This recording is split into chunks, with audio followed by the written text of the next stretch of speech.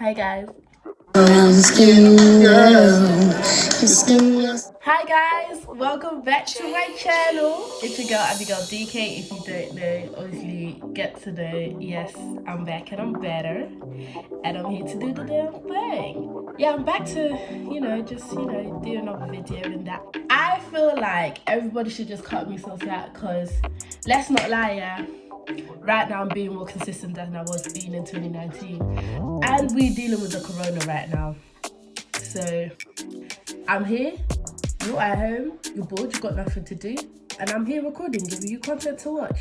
So just cut me some slack, okay? So today's video is debunking pageant myths, misconceptions, presumptions, stereotypes, the whole lot of it. A lot of you guys, actually I don't know if a lot of you guys know. I feel like there's a lot of people that do know, but then at the same time there's a lot of people that don't know. But I do pageantry, and I have done since I was 17. I entered my first pageant when I was 17. By the time I competed in it, I was 18. But yeah, I've been doing pageantry for the past 3 years, alongside competing. And my coach, who's the founder, we've got a pageant academy, which is all about training, self-development, really building a family and a community to kind of have as a support system. So I'll link all of that stuff down below anyway. I feel like I've got a platform in the sense of I can reach people, and it's important to use that to reach people to kind of stop the spread of misinformation and things of such nature. Oftentimes I find that when I tell people that I do pageantry and this is not something that they knew prior to me telling them, they're always kind of like, you? I'm just like, yeah, me, I do it, it's me. And I feel like it's one of those things because obviously everyone has this kind of like toddlers and tiaras, and that's kind of the go-to that everyone has when they're thinking pageantry. But actually, like, you can be a very diverse kind of person. There's no set prototype for the type of person that can go in and enter. Like, I'm not necessarily the girliest of girls, so be told. Like, don't get me wrong, I have my super girly moments, like I want to dress up, and that's why I love pageantry, because it's that side of me. But at the same time, I can be very boyish. I will fight you, not as in I'm a fighter, but as in like play fight. But like, like I'll punch you, you punch me, I punch you some more, and then I win. Okay, this makes me sound very aggressive, but that's not what I mean.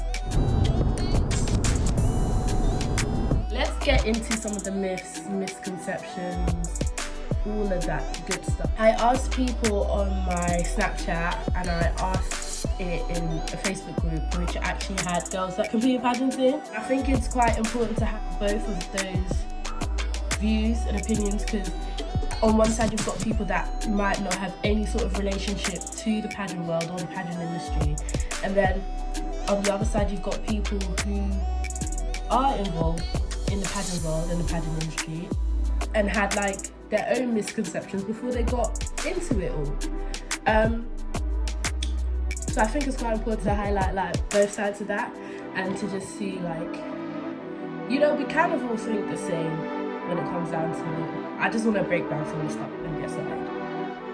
A common pageant misconception that somebody said is it's only for females. Now, I really like when people like question me, because I've been to male pageants or pageants where there's been like males that are competing as well, and sometimes I get people like, what? I thought it was only girls that do this. But actually, it's so cool because pageantry is so inclusive and diverse that there is something out there for everyone.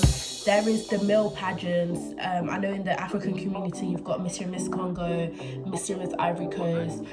Some of the bigger pageants, you have Mr. Supranational, you have like Mr. World, and all these sort of pageants. And just beyond that, like, there's such a variety. People think it's just for young girls between like the ages of 18 to 25 who can compete in a Miss competition, and everyone obviously they go to is Miss Universe or Miss World, but actually there is such a huge range of pageants out there, and literally you could be married with kids, you could not be married, then in your 50s, in your 60s, like whatever age you are, whatever size you are, whatever color, ethnic origin, there is something out there for you that you can compete in. And I think that's one thing I like, because you just never know who you're gonna meet in this industry. Like, people are all so different. And I met my best friend being my first pageant, and till this day, like, we talk all the time, and she's someone that's gonna be at my wedding, and I'm gonna see her kids grow up, and she's gonna see my kids grow up, and that kind of thing, you know, God willing, if we're still here, Corona doesn't just take out the world. Coronavirus! This is an interesting misconception. I think it encourages people to be an artificial version of themselves. Someone without looks cannot win a pageant. Many of the girls look like they've had plastic surgery, so is it even fair for everyone?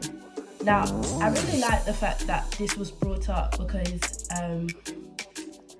yes, beauty pageants. So it does have a massive stigma around it in terms of like looking a certain way, being a certain size, basically fitting this like Barbie doll stereotype. And I think that's something that maybe 30 years ago probably was the case. But as you would expect with anything, pageantry is also moving with the time. And those are just no longer the expectations. Like, it's so much more about who you are as a person and what you've got to offer. Like, what do you want to go out there and do to change the world? What is your purpose? Why do you want to have this platform and this opportunity? What's the message that you want to spread? And obviously, like, yes, you've got to ace it on stage and like be able to stand there. But this is something that I always say, and I've got this quote from Michelle Sierra. She's the coach for Miss Universe, and she always says, a queen speaks, a queen doesn't walk, a queen doesn't model, a queen speaks. And I think that speaks volumes to what the pageant industry is about. You could be the most amazing looking, have the best walk on stage, but if you're not a person of substance, more likely than not, if that's a solid and certified pageant system that really has a purpose behind it, you will not get that crown. You need to be able to represent that organization to the fullest, and they need to be able to have the confidence that if they send you anywhere, you can speak on their behalf, and them not have to worry about whatever you say or whatever comes out your mouth. And in the past, like, you've even seen pageant queens publicly have been like denounced from their title because they've not carried themselves according to what the organization has decided to align themselves with. And honestly, a lot of people will have these beliefs that you have to look a certain way, or they find that the girl that wins the pageant every year is a certain way. But a lot of the times you've also got to think of like, who is the minority? So if there's an over-representation of a certain group and an under-representation of another group, then the odds are already like stacked in a different way. Like, it is a game of dice at the end of the day. Like, you're not going to go to a pageant and just because you're the minority then be given a leg up, because every single girl that's there that's worked hard, if you've worked hard, just know that the queen's worked 10,000 times harder. And that's one of the most important things to remember. Like, it's not as superficial as people think it is. Honestly, it's not. Now, this is a very interesting one. Only the rich win. Now, I found this very interesting because personally, I don't really look into anyone's pockets. Like, I don't think you can guess or estimate anyone's pockets if you're just looking at their appearances and stuff. And I don't think that's something that should be of priority. If you're a contestant or somebody just part of the pageant industry or anything, if that's something you're looking at, then you're definitely focusing on the wrong thing. And I think with anything, if you aren't focused on the right thing, that kind of shows in your energy, and your intentions aren't like necessarily pure, and that will shine through you. And it's more of a reflection of yourself rather than someone else. But I don't think that statement of only the rich win is true at all. Another misconception that was mentioned by Amy Stanley, thank you. I hope I said your name right. That everyone was bitchy and super competitive, and then when I did my first pageant, I soon realised that the majority of girls have all been on similar paths and faced difficulties in life, and that's how pageants create a sisterhood and a beautiful sense of belonging. Yeah, honestly, like, she hit the nail on the head. Okay, let me just break it down for you guys.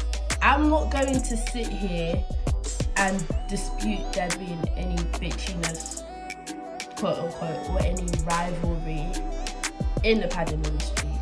As with anything, it's a competition-based thing. It's human nature almost. It comes down to cut the wire, survival of the fittest. But what I will say is, if you've got a good heart and your heart's in it, you will meet the people that are like you. And honestly, I've met some amazing people in this industry. Like, I've learned so much from all the girls that I've met, and everyone's had such a different life path, and a lot of the girls have not had easy journeys, and everyone has got some form of struggle that's motivated them to be better or to become better. And even just seeing how people grow throughout pageantry it's incredible, because I've seen some of the shyest, most quietest characters just develop into this bubbly, lively person, and he's not afraid to stand at the front of a classroom or have this presentation at uni. And honestly, like, there are so many transferable skills that you can gain from pageantry that you can use in your school life, your work life, whatever you do outside of it. Like, I remember I had a job interview at John Lewis when I think I was 18. And I'd been in some dead-end jobs that I really, really despised, and I just wanted a change, and I'd been hoping and praying for this job for so long. And I went into the interview, and I'd actually put on my CV, like, at the time I'd only competed in Miss Teen Africa UK, and I put my achievements on there because I'm quite proud of that. Like, I worked hard for that role and that title and that duration of time, and I'm proud that I achieved it. So I put that on my CV, and the manager picked it up and said, "Oh, tell me about this." And I explained, like, everything I did in terms of the lead up to the competition, what it meant to me personally, what I did with my reign. And he was very fascinated by the fact that I was so motivated and driven on my own behalf to be able to go and accomplish something for myself, because it showed that I'm a driven person and that I'm confident in myself and that I've got discipline to follow up with the things that I wanted to do. And those were the transferable skills that he was able to pick up from that. So actually, when you think pageantry, don't just think it's just standing on the stage and being this pretty doll, or even just being a role model. Honestly, it's about adapting a way of life where you know who you are across the board, and wherever you are, you can represent that. And that's even what the judges will be looking for. So I feel like I've completely digressed from what the point was. I'm gonna cut this video short now. Thank you guys so much for watching. If you want me to do another part to this video, let me know. Yeah, I hope this was helpful for some people. Even if, like, you know about pageantry and you feel like your mum, your dad, your auntie, your uncle, your grandma, your granddad, they're not really on board with it, show them this video. Maybe it'll clear some things up.